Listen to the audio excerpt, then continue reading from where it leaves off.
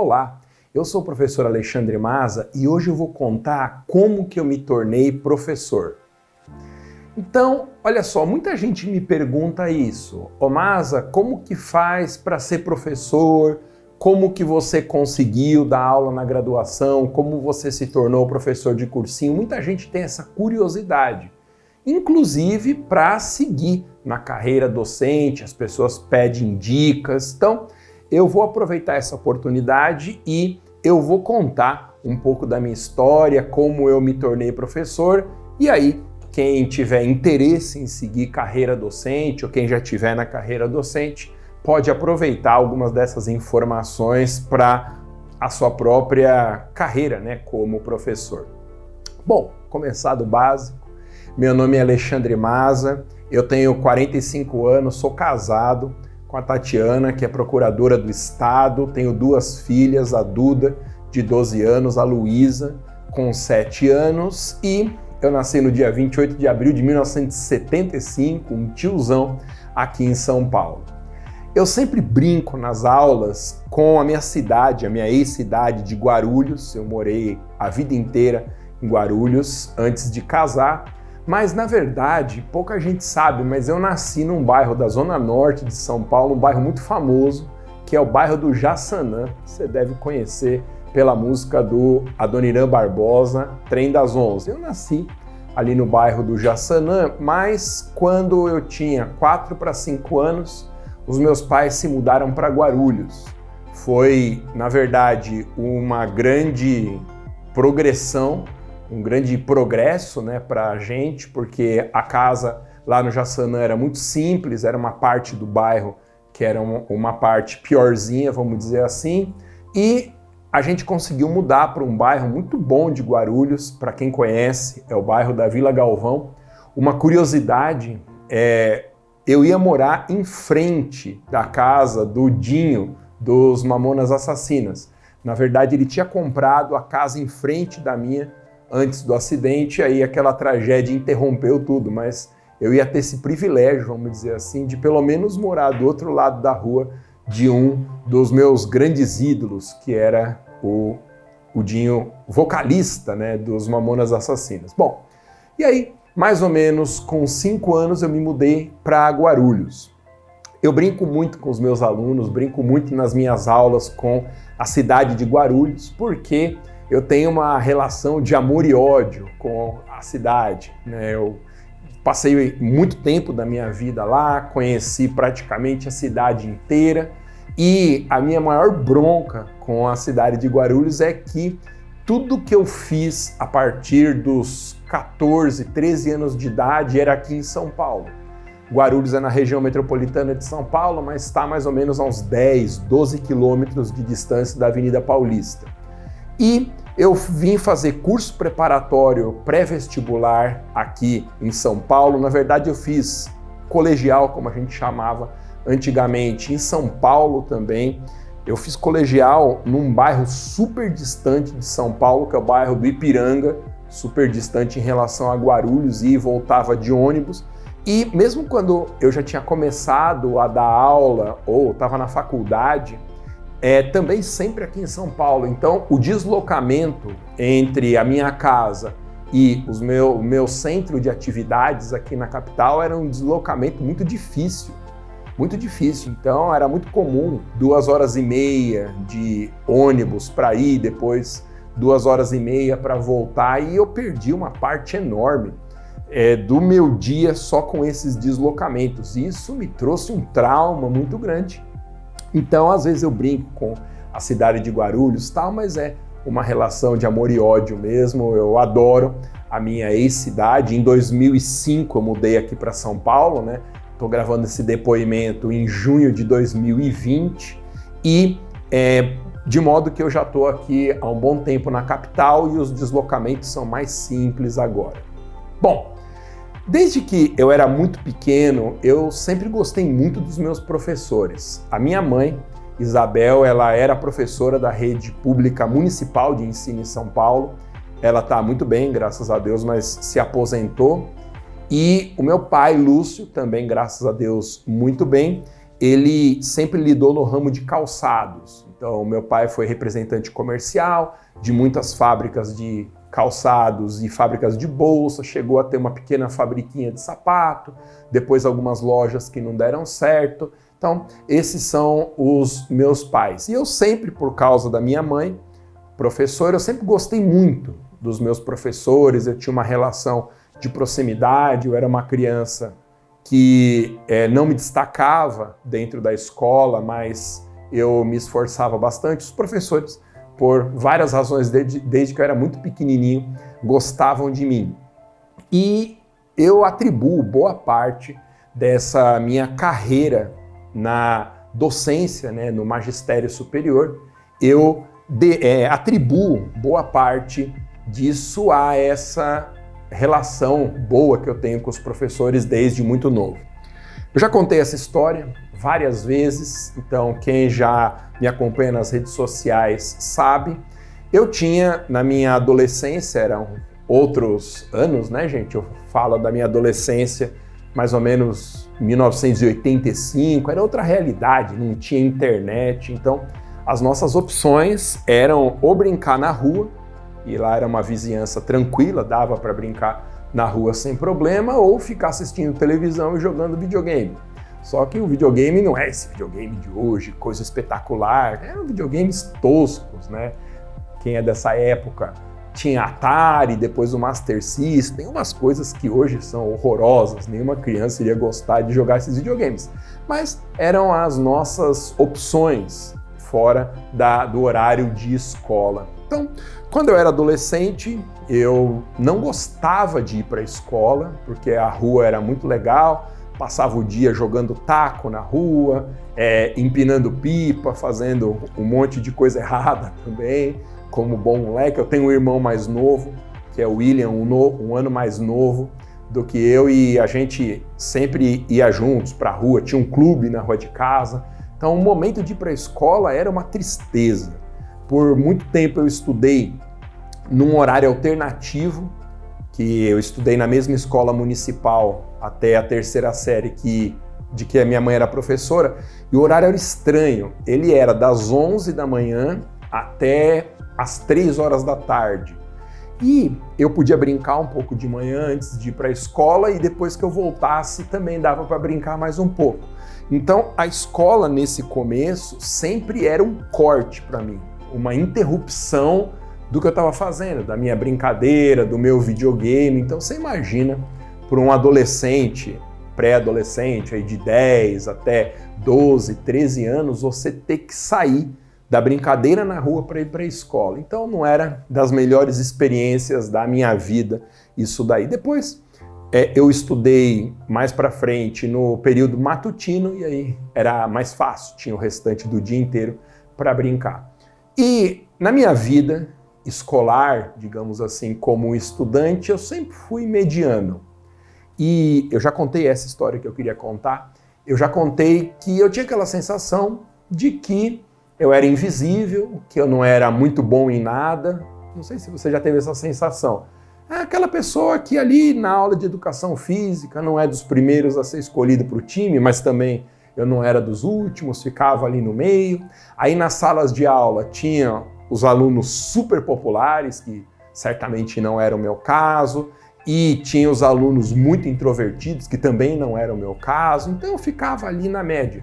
Eu costumo dizer que a minha sensação na adolescência e pré-adolescência era uma sensação dupla. Primeiro de invisibilidade, passava pelos lugares, ninguém nem notava, e também uma sensação de ter a ideia de que não fazia nada direito. Então, quando eu mudei para Guarulhos, eu fiquei 3 anos estudando numa escola municipal, longe de casa, até no Parque Edu Chaves, na zona norte de São Paulo, onde minha mãe dava aula, e depois, na 4ª série do antigo primário, né, na 4ª série, eu e meu irmão, nós mudamos para uma escola particular lá perto da Vila Galvão, em Guarulhos. É um colégio, na minha época chamava Colégio Integrado, eu não sei hoje, mas é o colégio que fica no mesmo campus da FIG, da Faculdade de Guarulhos. Então era um lugar muito grande, né? A FIG é famosa pelo curso de Educação Física, então tinha quadras, piscinas, e era muito legal estudar lá. Então, Essa daí era a sensação que eu tinha, tá? Essa dupla sensação de invisibilidade e não ser muito bom. Então, quando a gente mudou para Guarulhos, na 4ª série, o pessoal da escola particular em Guarulhos, né, e Guarulhos é uma cidade com o 13º maior PIB do Brasil, a 13ª maior população, só que Guarulhos tem umas ilhas de prosperidade, vamos dizer assim, uns 2 ou 3 bairros que são bairros de classe média, às vezes classe média alta, alguns lugares classe alta, e o restante da cidade é uma cidade normal com áreas de imensa pobreza também. Tem bairros lá, inclusive, muito perigosos em Guarulhos. E o pessoal dessa escola particular já estudava inglês desde a 1ª série. Eu cheguei na 4ª série. E como eu vinha de uma escola pública municipal, não tinha nem a possibilidade de a gente aprender inglês naquela época na escola pública. Então, eu e meu irmão chegamos na 4ª série e já estava comendo solto o curso de inglês, os alunos já iam mais ou menos bem, alguns na época já tinham até viajado para os Estados Unidos, imagina se teria essa possibilidade para minha família, mas a gente precisava correr atrás de inglês. Eu lembro que até hoje, do primeiro dia das aulas de inglês, no primeiro dia veio a professora, ela encheu a lousa de matéria e eu olhava para aquelas coisas. Então, os alunos liam os números, eu acho, as coisas em inglês na lousa, e eu não sabia nem como começar aquilo tudo. Então, nós tivemos que fazer um curso separado de inglês. Então, tinha uma escolinha lá perto de casa, na rua 13 de Maio, para quem conhece lá em Guarulhos. Era uma escolinha que chamava RTS, Richard Training School, de uma professora que era poliglota, né, professora Marlene Richter, que era americana, nativa, e a gente fazia de terça e quinta normalmente essas aulas. Primeiro era no período noturno, que era um problema, a gente muito novo lá no período noturno, hein, com uns 10 anos de idade, e depois de manhã ou à tarde intercalando com a escola.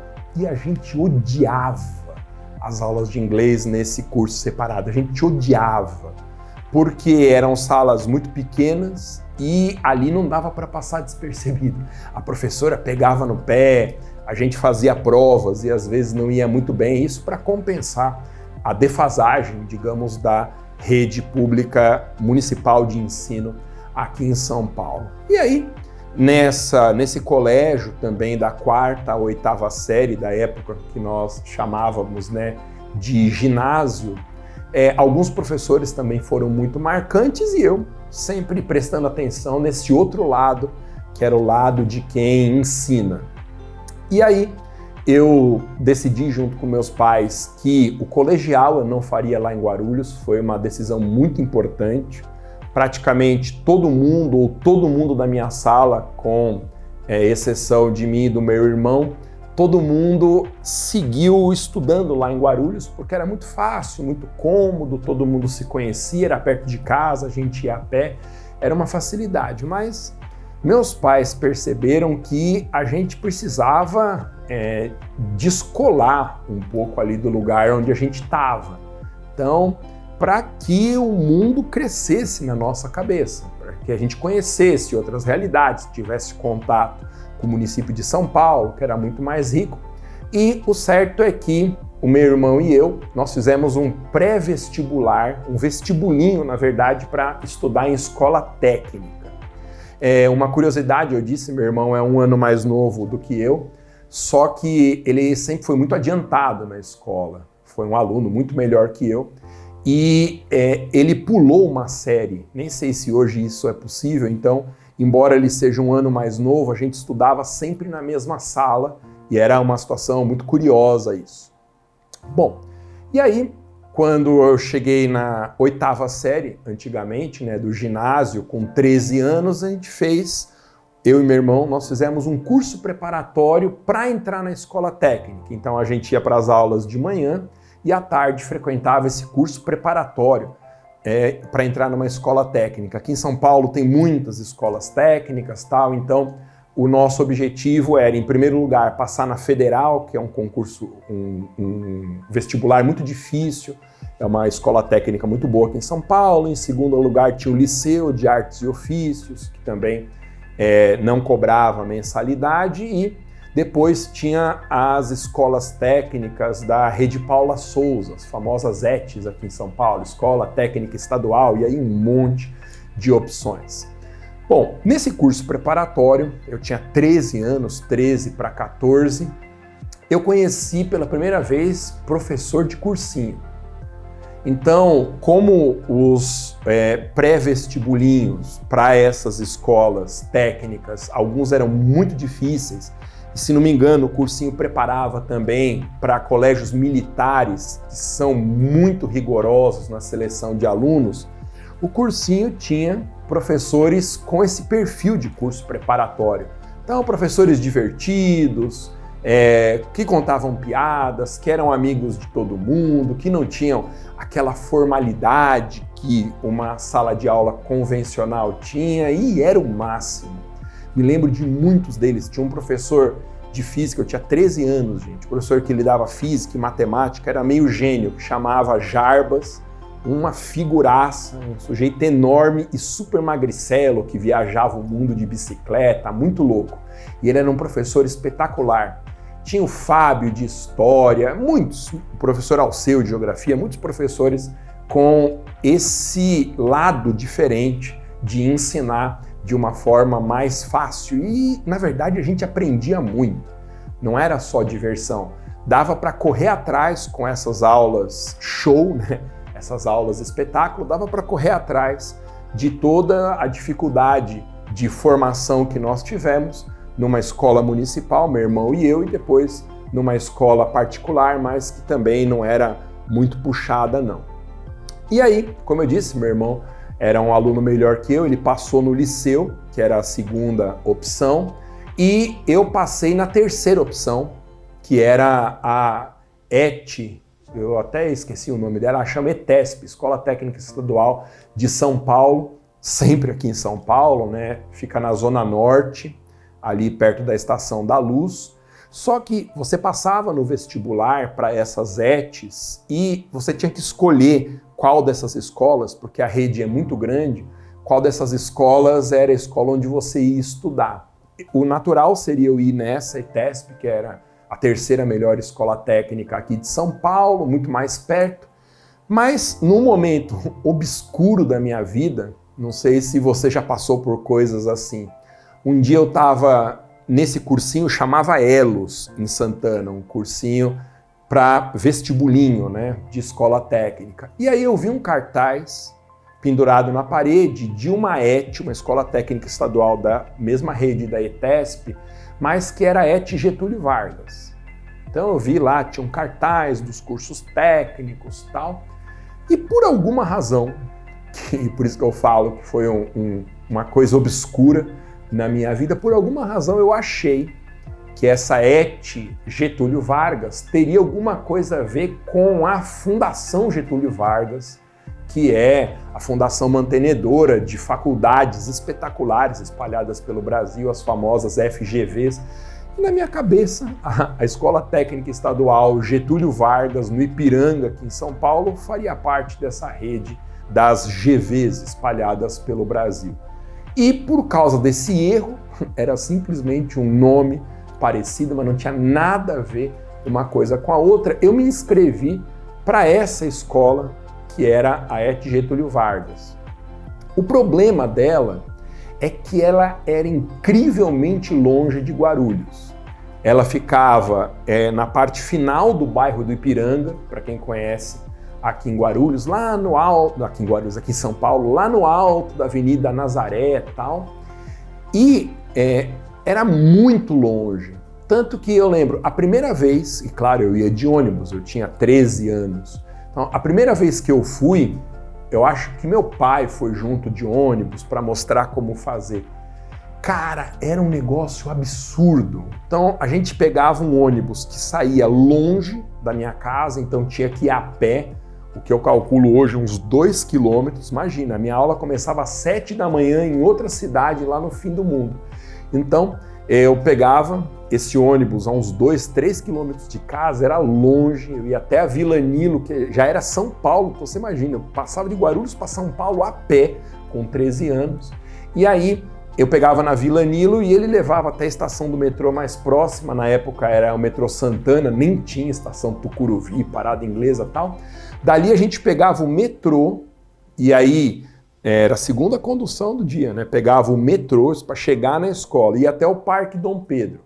E do Parque Dom Pedro tinha que pegar um outro ônibus para chegar na escola. Então era 3 conduções para chegar às 7 da manhã no Ipiranga. Eu nem lembro direito o que a gente tinha que fazer, tal, mas era acordar 4h30 da manhã todos os dias, absolutamente sonados, né, para chegar nessa escola. Meu irmão estudava mais perto, então para ele era um pouquinho mais fácil, porque bastava um ônibus e o metrô. O liceu era ali perto do metrô Tiradentes, em São Paulo, muito próximo.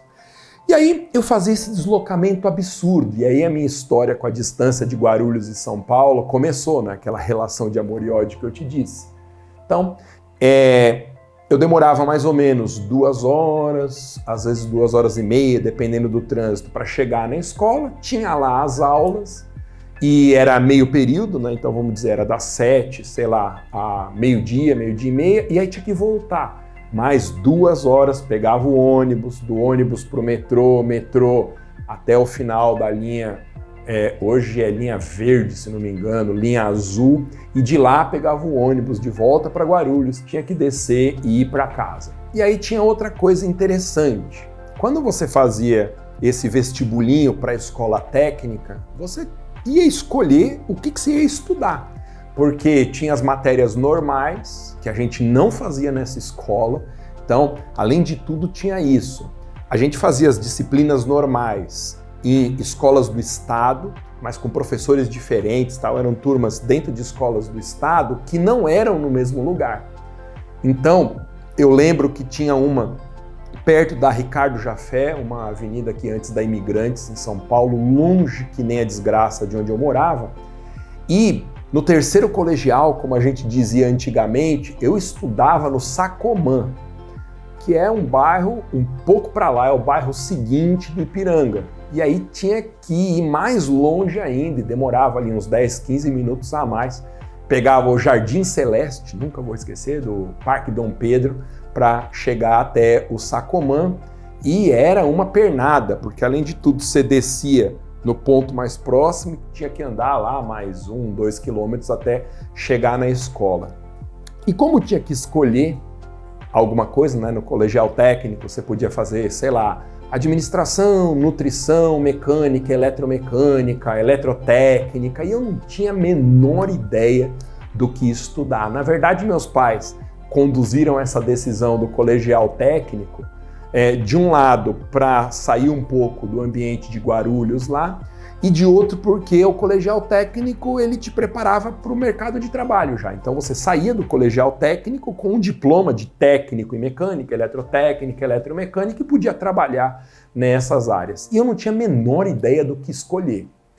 E aí, o que eu fiz? Eu tenho um primo, ele é 5 anos mais velho do que eu, chama Joel, e ele tinha passado na Federal, muito inteligente, e ele tinha escolhido eletrotécnica. E eu, porque tinha que preencher o papel lá, no dia, né, eu ia me inscrever em que área, eu achei um nome bonito. Olha que coisa imbecil. Eu achei um nome bonito, eletrotécnica. Falei, fazer, que nem o Joel aqui, vou fazer eletrotécnica. Nem sabia o que ia estudar. Quando eu cheguei nas aulas técnicas da escola, então acho que eram 3 vezes por semana aula de matérias técnicas e 2 vezes por semana aulas do currículo regular. Quando eu cheguei nas primeiras aulas, era um desespero, porque eletrotécnica ensina tudo que diga respeito à eletricidade, óbvio, né? E aí tinha aula de corrente contínua, resistência dos materiais, corrente alternada, coisas que são estudadas em faculdades de engenharia. E eu olhei para tudo aquilo, até aquele momento eu tinha 3 anos para decidir qual faculdade que eu ia fazer, eu achava que ia fazer engenharia. Nem sei porquê, mas era uma continuação do colegial técnico. E aí Foi um desespero. Esses 3 anos, não sei como eu sobrevivi, porque a escola era relativamente puxada. Eu não sei como eu sobrevivi, porque era detestável para mim tentar entender aquelas coisas que eram ensinadas. E ali, naquela escola, foi o contrário. Eu tive contato talvez com os piores professores da minha vida, professores que não faziam questão nenhuma de ensinar a matéria. Então tinha uns livros enormes. Eu lembro de um livro, por exemplo, de resistência de materiais. Olha que absurdo, gente, tinha 13 anos. A gente chamava de resmate, se não me engano, um catatal de 2.000 folhas, ensinando um monte de coisa que eu nem lembro mais o que era. E o professor chegava, ele ficava sentado a aula inteira, às vezes falando alguma coisa, dando uma aula sentado, às vezes pedindo para a gente ler algum tópico do livro na aula. Era um inferno, era um inferno. E ali eu decidi que eu faria qualquer coisa da minha vida menos engenharia. Então, me serviu para isso, ter um contato com as ciências exatas, para justamente eu passar o resto da minha vida longe daquela chatice sem fim, que eram aquelas aulas insuportáveis dos professores que não faziam questão nenhuma de ensinar de um jeito minimamente atrativo. Bom, terminei de uma forma ou de outra o colegial. Nessa época eu já ia para a igreja, né? Eu sou de uma família presbiteriana, só que eu não ia na igreja quando era pequeno, tal, mas aos 15 anos eu voltei, ou comecei a ir na igreja, e eu gostava muito de música.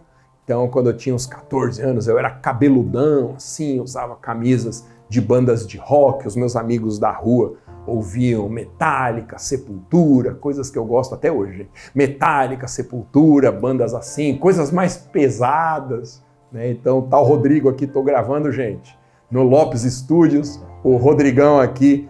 Então, recomendo, pode colocar o merchan aqui, Rodrigão, tá? Quem quiser fazer gravações de aula, quem precisar de tudo para edição, coloca o link aqui, recomendo o Lopes Studios, vocês vão adorar. E olha só, o Rodrigão tá rindo porque ele gosta dessas porcarias também, e ouvia coisas mais pesadas, para quem gosta disso daí, ouvia Slayer, gostava de uma porcaria chamada Sodom, aí, que mais? Destruction, um monte de coisa que hoje dá vontade de vomitar, mas que eu ouvia. E cheguei na igreja, né? Imagina, com roupas assim, eu lembro que eu usava umas pulseiras, eu era uma figura um pouquinho diferente. E aí, na igreja eu gostava muito de música e eu comecei a tocar muito mal violão, guitarra, primeiro para tentar tirar as músicas lá que eu ouvia, segundo porque na igreja incentivavam demais esse lado musical e tal. E eu comecei a tocar na igreja, virei líder de banda, líder de mocidade, tocava e cantava, e foi ótimo isso para mim. Entre outras coisas, né, porque eu não vou entrar em questão de religião, porque aí cada um tem a sua, tal, mas foi muito bom para mim, até hoje é muito bom também, mas isso era incentivado e foi ótimo porque eu sempre fui muito introvertido. Não confunda com tímido. Eu estudei recentemente, eu li um livro espetacular que chama O Poder dos Quietos, até recomendo se você é tímido, introvertido, ou se tem alguém assim na sua família, um filho, alguma coisa desse jeito. É legal esse Poder dos Quietos porque mostra muita coisa sobre esse nosso mundo, vamos dizer assim, dos introvertidos. E nesse livro faz uma diferença importante entre tímido e introvertido. As pessoas acham que é a mesma coisa. Eu, por exemplo, nunca fui tímido e sou introvertido, são coisas diferentes. Então, pelo que eu lembro, dizia assim, olha, tímida é aquela pessoa que tem medo de falar em público, tem medo da reação dos outros, o que fulano vai pensar, essa é uma pessoa tímida. E por causa desse medo da reação das outras pessoas, o tímido ele se fecha e às vezes tem muita dificuldade até de se comunicar, uma pessoa sempre envergonhada, esse é o tímido. Introvertido é outra coisa. Introvertido, esse é o conceito que estava no livro. Eu guardei esse conceito. Introvertido é alguém que prefere pensar do que falar. São pessoas que falam menos do que os super extrovertidos. Então eu vejo na minha casa, por exemplo, a Tati, minha mulher, ela é super extrovertida, tal. A Duda puxou a Tati, então também super extrovertida, falante, simpática, amiga dos amigos, tal. E a Luísa, minha mais nova, ela é igualzinha a mim, só que uma versão muito melhorada, muito mais linda, tal. Ela é ruiva, quem me segue pelas redes sociais já deve ter visto, e ela é mais introspectiva mesmo, introvertida. Então, há muita diferença entre esse perfil do tímido e do introvertido. E eu dizia que quando eu fui líder de mocidade na igreja, quando eu tocava, isso foi ótimo para eu não ter timidez nenhuma, porque você tem que ficar lá na frente de centenas de pessoas cantando, tocando, todo mundo te vendo, então timidez mesmo eu nunca tive.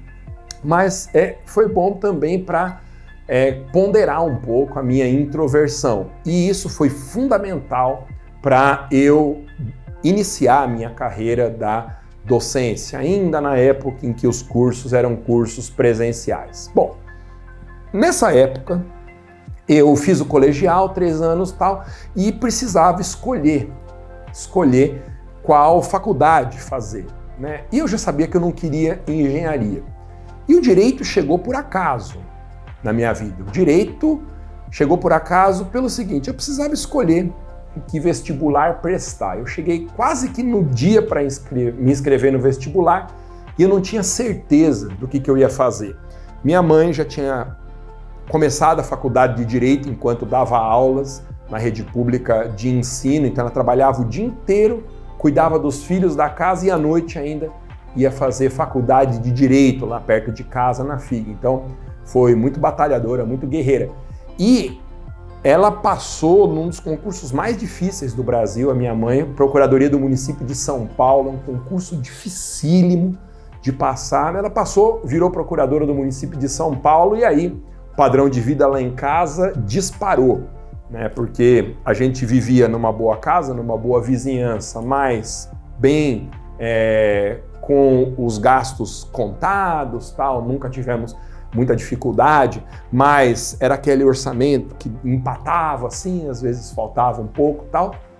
E quando a minha mãe virou procuradora do município de São Paulo, a remuneração dela disparou, os procuradores ganham muito bem, ainda mais se comparar com professores tal, e isso fez toda a diferença em casa, foi ótimo para todo mundo. Então, para mim, a faculdade de Direito, em primeiro lugar, era uma opção que poderia ser financeiramente muito rentável. E isso ficou na minha cabeça. E o que me fez escolher pelo direito não foi tanto essa opção que minha mãe tinha feito e dado muito certo. Veja que coisa. Eu tinha um amigo na rua e esse amigo, um dia, ele fez um comentário que eu guardo até hoje. Não sei em que contexto, não sei de onde. Ele falou assim, chama Denis. Falava assim, olha, se eu, Denis, fosse fazer faculdade, eu ia fazer faculdade de Direito. Aí eu falei, nossa, faculdade de Direito, minha mãe fez. Ele falou assim, faculdade de Direito para eu entender tudo de política. Cara, eu fiquei com aquilo na cabeça. Falei, olha, quem faz faculdade de Direito entende de política e tal.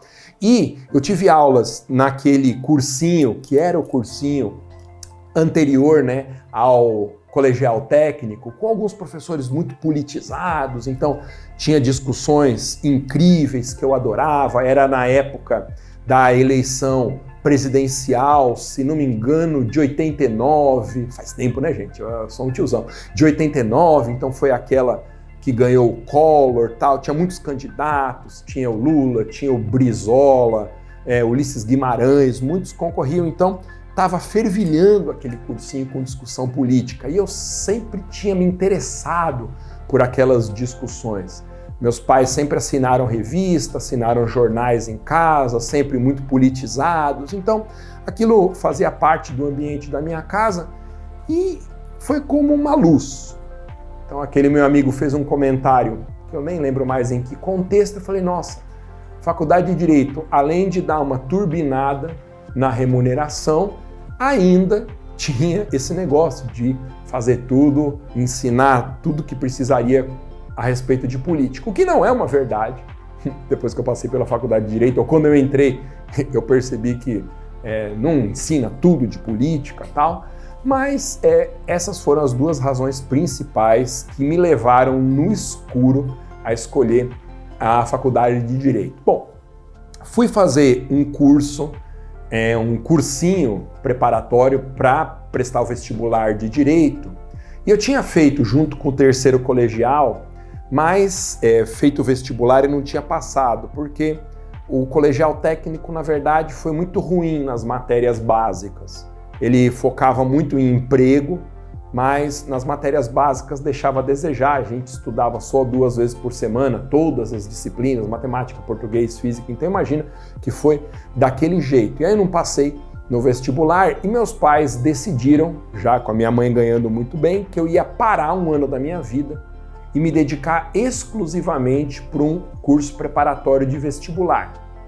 E eu estou falando aí do ano de 1991, então foi um ano em que eu parei tudo na minha vida para fazer o curso vestibular, o cursinho, né, para o vestibular. E não tenho certeza porque tinha na época, eu acho que era por conta disso, uma fama de um cursinho aqui em São Paulo, que era o Anglo, na Rua Tamandaré, na Liberdade. Então todo mundo falava Anglo Tamandaré, o Anglo, talvez alguém conhecido da família tivesse passado num vestibular concorrido e aí indicou o Anglo, tinha essa história. E aí, na hora de escolher o cursinho, meus pais falaram, que cursinho você vai fazer? Eu falei, vamos tentar o Anglo Tamandaré. E aí eu fui, sem conhecer direito. E esse ano, 1991, foi um ano fundamental na minha vida. Por quê? Porque nesse cursinho, no Anglo Tamandaré, os professores de todas as matérias eram professores absolutamente fantásticos.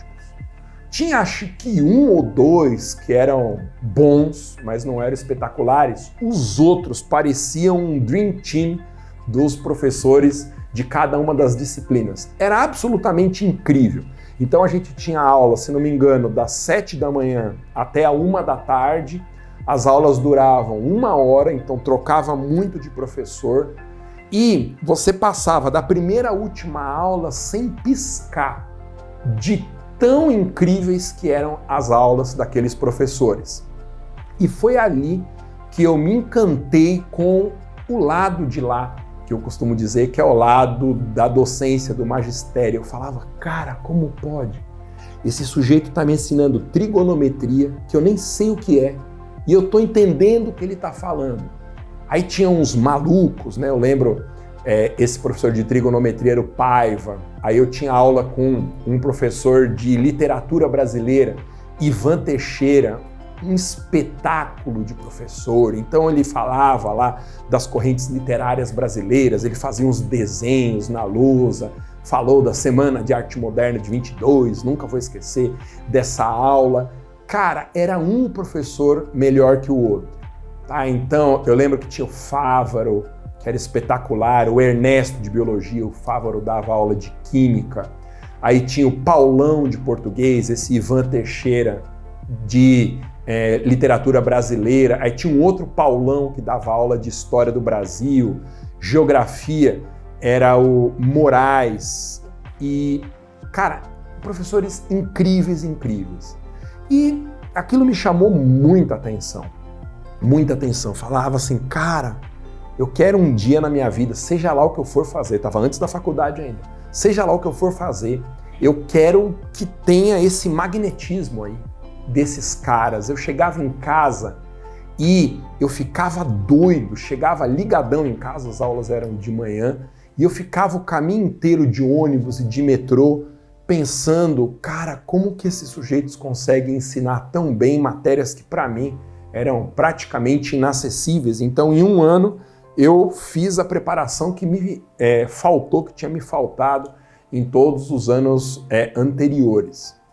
Deu certo, passei no vestibular da PUC de São Paulo, eu tinha prestado 2 faculdades, a PUC era uma opção para mim, então passei no vestibular da PUC, deu super certo, mas com aquele negócio de professores que eram incríveis. Bom, quando eu comecei a faculdade de Direito na PUC, para quem não conhece, a PUC de São Paulo tem um curso de Direito que é muito bom, às vezes tira notas altas nessas avaliações, tal, já chegou a estar em primeiro lugar dos melhores cursos de Direito do Brasil, depois caiu um pouco. Era uma faculdade muito boa, cara, uma faculdade particular, cara, e que a gente conseguia pagar, muito por conta do esforço do meu pai e do cargo que minha mãe tinha depois de passar no concurso público super difícil. E ali na faculdade de Direito, uma faculdade ultra politizada, quem conhece a história da PUC de São Paulo sabe, além de ter esse lado da política, política estudantil, política mesmo, que era um lado que me agradava muito, eu também tive contato com professores incríveis na faculdade. Muitos, nem lembro o nome deles, mas alguns eram muito incríveis. Então, eu tive a oportunidade logo no primeiro ano da faculdade de ter aula com o professor José Eduardo Martins Cardoso. Ele dava aula de IED, depois Filosofia do Direito no terceiro ano, era anual, não era semestral na época, né? Depois Direito Administrativo.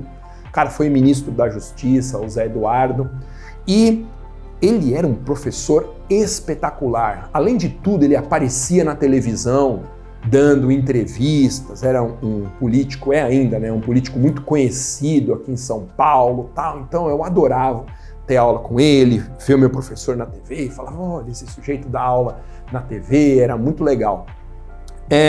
E eu fui um aluno muito bom na faculdade, ao contrário dos meus anos anteriores na faculdade, porque eu tinha interesse, porque eu gostava, eu fui realmente um aluno muito bom. E nessa disciplina do primeiro ano da faculdade, Introdução ao Estudo de Direito, eu tirei as melhores notas da sala, porque eu adorava o professor, adorava os assistentes, adorava a matéria, e eu fui convidado para ser monitor. Então, logo no segundo ano da faculdade, até o quinto ano, eu era monitor de várias matérias, né?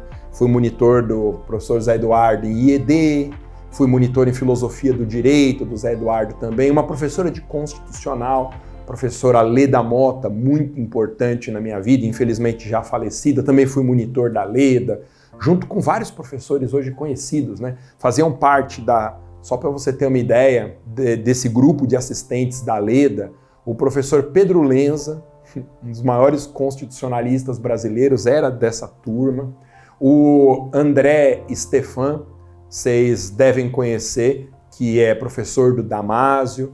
Na época também a professora Ana Flávia Messa, que hoje é professora do Mackenzie, muito conhecida também. Então esse era o pessoal que fazia parte desse grupo da Leda, da professora de saudosa memória, a professora Leda. Então eu já fui desde o segundo ano da faculdade circulando nesse ambiente dos professores.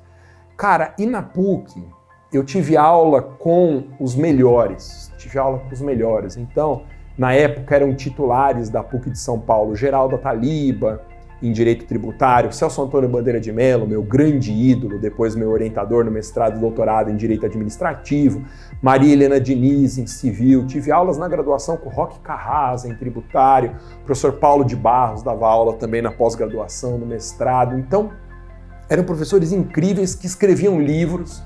Essa foi uma coisa que me chamou também muita atenção, fala, cara, esses sujeitos escreveram esses livros, então o Brasil inteiro estuda pelos livros desses professores aqui da faculdade. Não tive aula na graduação com todos esses nomes, né? Eles davam aula na graduação, mas eram sorteadas as turmas, tinha muitas turmas, né? A PUC são salas pequenas de no máximo 50 alunos, então eu tive aula com alguns desses professores, outros só no mestrado e no doutorado. Mas o dia mais importante para a minha formação, para o início da minha carreira de professor, foi um dia nesse primeiro ano com outro professor de TGE, Teoria Geral do Estado, chamado Paulo Fabra. Esse professor fez um júri simulado e esse júri simulado era um debate de grupos, nem lembro mais o que era, talvez parlamentarismo versus presidencialismo, direitos sociais, alguma coisa assim. E precisava de alguém para representar um grupo, né? A sala dividida em dois, alguém ia falar lá na frente. E era uma época em que eu já liderava lá o grupo na igreja, falava bem, as pessoas gostavam de mim e tal, e eu fui escolhido. E aí, era um dia lá, né, do júri simulado, na sala, tinha que vestir terno, então todo aquele povo cheio de dinheiro da PUC, o pessoal já tinha terno, eu não tinha terno nenhum, imagina, eu lá de Guarulhos, tá? Não tinha terno, então eu pus uma calça social que era do meu avô, uma blusa por cima, assim, meio de lã, orientar e não tinha camisa social, não tinha terno, não tinha nada. Só abrindo parênteses, a PUC é uma faculdade de elite econômica, inclusive aqui de São Paulo. Então, na minha sala tinha filho de muitos figurões, tinha gente que o pai era do Supremo Tribunal Federal, outro era presidente do TRF, muita gente, digamos, importante das famílias tradicionais aqui de São Paulo. Cara, e eu morava em Guarulhos. Era tão pitoresco eu estudar na PUC e morar em Guarulhos, olha só, que um dia meus amigos de sala pegaram uma filmadora, na época uma filmadora enorme, e foram de carro de São Paulo até Guarulhos, filmando o caminho, como que era tal, Guarulhos, tal. Eu lembro que eles passaram, filmando, depois eu vi o vídeo, eles passaram na ponte lá do Rio Cabuçu, que divide São Paulo com Guarulhos, falaram, olha, para chegar na casa do Maza tem que atravessar um rio, não sei das quantas, era um troço muito louco, né? Eu era completamente o peixe fora d'água ali. Mas eu dizia que nesse dia do júri simulado eu fui escolhido para falar. E, de repente, eu me peguei de pé, defendendo lá o meu grupo, com as 50 pessoas olhando para mim e prestando muita atenção no que eu estava falando. Cara, e esse dia mudou a minha vida. Eu percebi que era aquilo que eu queria fazer pelo resto da minha vida. Eu queria dar aula, ter as pessoas olhando para mim, prestando atenção no que eu falasse. E ali eu decidi que eu ia ser professor. Desde o primeiro ano da faculdade eu sabia que eu queria ser professor. Tanto assim que eu virei monitor de várias disciplinas, aí eu emendei a graduação no mestrado, tá? Consegui passar no mestrado porque eu era assistente de professores, tal, fui muito bem na seleção para o mestrado. Consegui o privilégio de ser orientado pelo professor Celso Antônio Bandeira de Mello, que era e é ainda um ídolo espetacular. O prédio da PUC tem o nome, o sobrenome dele, hoje o professor emérito, uma figura espetacular. E aí eu consegui, ele tinha umas salas assim nas turmas de administrativo no mestrado, e essas salas eram salas com 10, 15 alunos, e ele escolhia um ou outro para orientar. Não era o aluno que ia procurar o Celso Antônio para ser orientado por ele. Ele que escolhia os alunos ali da sala. Então, às vezes, passava um semestre e ele não pegava ninguém para orientar, porque ele achava que não tinha ali nenhum que devia ser orientado. Às vezes pegava um, pegava outro. E ali, nas aulas de mestrado, que eu adorava, eu fui selecionado para ser orientado pelo professor Celso Antônio. E aí começou um sonho, né? Orgulho da minha mãe que estudava pelo livro do Celso Antônio, todo mundo conhecia, professor Celso Antônio e tal, e eu fui orientado por ele no mestrado, depois emendei, colei o mestrado no doutorado, porque eu queria mesmo ser professor, e também orientado por ele, foi um grande sonho da minha vida, meu grande ídolo é o professor Celso Antônio Bandeira de Mello. Bom, o que tem de importante nessa história? Logo que eu saí da faculdade, eu precisava me sustentar, não queria mais meus pais pagando pelas coisas que eu fazia, né? E eu estava no mestrado, eu lembro que era muito caro, eu precisava ganhar dinheiro de algum jeito. E eu sempre ouvia a mesma frase. Eu falava, eu quero ser professor. E as pessoas diziam, não dá para ser só professor. Você precisa ser professor e mais alguma coisa no direito. Você precisa ser advogado e professor, você precisa ser juiz e professor, você precisa ser promotor e professor, mas só professor não dá, porque a remuneração não é capaz de sustentar alguém no direito só dando aulas. Eu ouvi isso de todos os lados. As pessoas me desencorajavam, mas eu falei, eu quero ser só professor e eu quero escrever livro também, como uma extensão do meu magistério, da minha docência.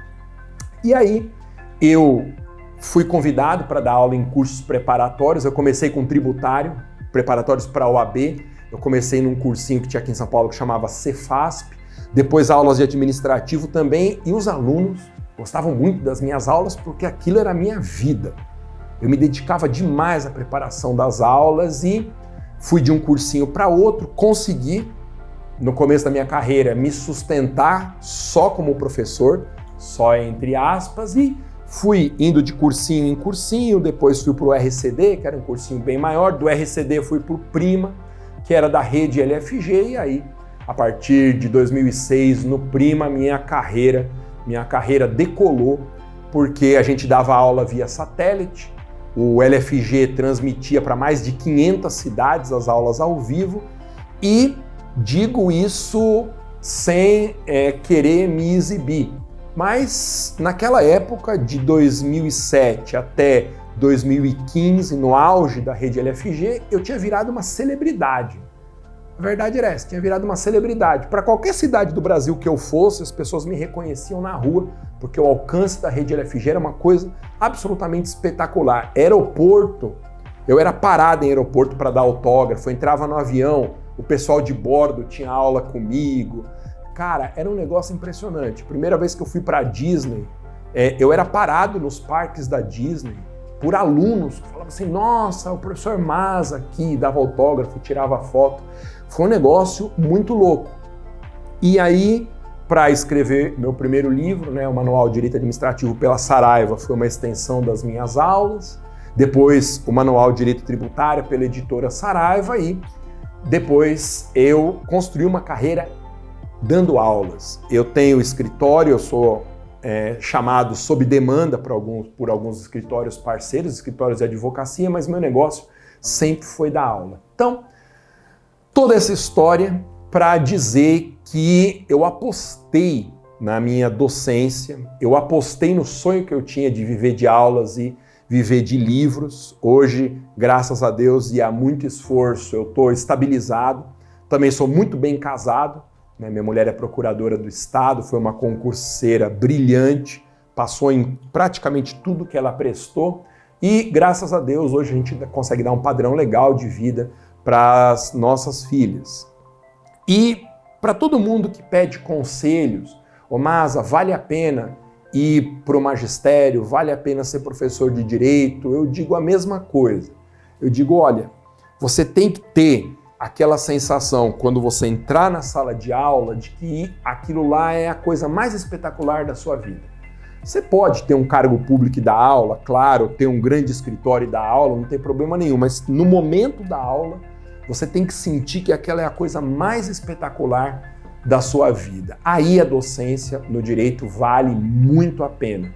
Porque ser docente, ser professor no direito só para completar a remuneração é algo muito frustrante, porque as graduações elas pagam muito mal no Brasil, os cursos preparatórios também foram totalmente reconfigurados, então hoje é muito raro ter algum professor com alta remuneração em cursos preparatórios, houve uma pulverização com a internet, mas eu recomendo muito.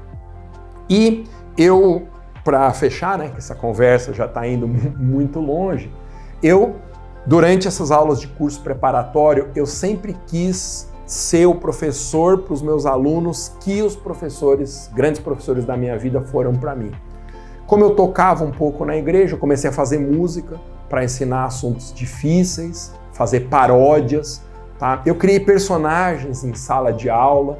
Então, naquela época, eu tinha criado o personagem da Vacona, uma ex-namorada minha, uma história com um fundo de verdade, uma ex-namorada que tinha me chifrado numa quermesse, quem é aluno meu das antigas deve lembrar isso. Eu usava também o Batuíra, quem entrar no meu canal do YouTube, você deve estar assistindo inclusive pelo meu canal do YouTube, tem uma parte de charges lá, e a charge começa, a animação começa com o que as pessoas dizem que é um anjinho lá, fazendo uma graça no começo da charge. Aquilo é o Batuíra, um personagem que eu tinha em sala de aula. Ele me dizia as coisas que iam cair nas provas da OAB, era muito divertido. O Batuíra foi uma homenagem que eu fiz a uma grande figura aqui de São Paulo que morava na rua onde eu morei logo que eu casei, tá? E esse sujeito, ele viveu há muito tempo atrás, Ele viveu há 100, 120 anos atrás. Ele foi um grande benfeitor na cidade de São Paulo e tinha lá um lado espiritual muito importante também de atendimento. Eu fiquei sabendo da história incrível dele e falei, eu vou fazer uma homenagem e vou usar o Batuíra aí para divulgar conhecimento. Essa é uma história muito bonita, tem bastante coisa na minha vida que são coisas particulares envolvendo essa história, mas enfim, eu usava todas essas estratégias e comecei a usar muito a internet também para distribuir conteúdo e tal. E investi muito na minha capacitação também. Fui fazer o meu mestrado, meu doutorado, depois fui estudar no exterior, fui fazer meu pós-doutorado em Coimbra, que era outro grande sonho. Agora em julho desse ano 2020, vou defender meu segundo pós-doutorado na Universidade de Salamanca, na Espanha. E por quê? Porque eu sempre quis fazer o melhor possível pelos alunos. E eu sempre quis entender o que eu estava ensinando. E a grande frase na minha cabeça que resume o que é o magistério no direito, o que é ensinar as pessoas, não só no direito, né, mas qualquer matéria, mas falando especificamente da minha área do direito, eu sempre passei o dia pensando o jeito mais fácil de ensinar para os meus alunos os assuntos mais difíceis. Então eu dou aula de administrativo e tributário, que são matérias consideradas bichos de 7 cabeças, nos concursos, no exame de ordem, e sempre foi isso. Pegar os assuntos mais complexos e ensinar da forma mais simples. E eu investi tudo na minha carreira para esse objetivo, ensinar coisas difíceis da forma mais simples possível. E aí, os meus alunos sempre gostaram muito das aulas, eu consegui atingir esse objetivo, até hoje eu pesquiso muito como atingir esse objetivo também. E finalmente toda essa história, ela culminou há 2 anos atrás na criação da minha própria escola, a Escola do Masa, com aulas online. E por que eu criei a minha escola? Porque eu dei aula em todos os cursos preparatórios importantes do Brasil, no LFG, no Damásio, no Estratégia, todos os cursos importantes eu dei aula. Mas eu sempre quis fazer as aulas do jeito que eu achava melhor. Do jeito que eu achava melhor. Então, em vez de ter blocos fixos, aulas de 1h30, 3 horas, ter também uma carga horária que era meio amarrada, eu queria ensinar usando as minhas estratégias, usando o meu jeito, o meu estilo e sem aquelas limitações que às vezes existem, tá, na nossa carreira quando a gente trabalha numa instituição que não é nossa. Então eu abri a minha escola com esse objetivo, de não ter os limites que eu já tive para poder ensinar administrativo e tributário em concurso público, exame de ordem. E aí eu realizei esse grande sonho da minha vida. E hoje eu posso dizer que eu sou 100% realizado profissionalmente, tenho uma família maravilhosa, então o lado pessoal, graças a Deus, vai muito bem também. E sou muito feliz, 100% realizado, porque eu vejo nos meus alunos da minha escola esse objetivo atingido, tá? De ensinar administrativo e tributário, matérias difíceis de um jeito fácil. E hoje a minha vida é ajudar os meus alunos da minha escola a realizar o sonho deles em matéria profissional. Então, essa é a minha história. Peço perdão por ter demorado tanto, mas eu gosto de contar essa história. Se serviu para tomar alguma decisão em relação ao magistério superior, eu espero que essa conversa tenha ajudado e, como eu sempre digo, clica aqui para curtir esse vídeo se você gostou, coloca algum comentário, vamos conversando aqui nos comentários, ativa as notificações para você ser avisado quando o vídeo for publicado no meu canal. Então se inscreva no meu canal e diga aqui nos comentários o que você achou dessa história e a gente continua essa conversa nos comentários. Legal, espero que essa conversa tenha sido agradável. Obrigado por me seguir nas redes sociais e eu espero a sua inscrição e acionar aqui, ativar as notificações para você ser avisado toda vez que um vídeo meu for publicado. Valeu, então essa é a minha história, foi assim que eu me tornei professor. Valeu!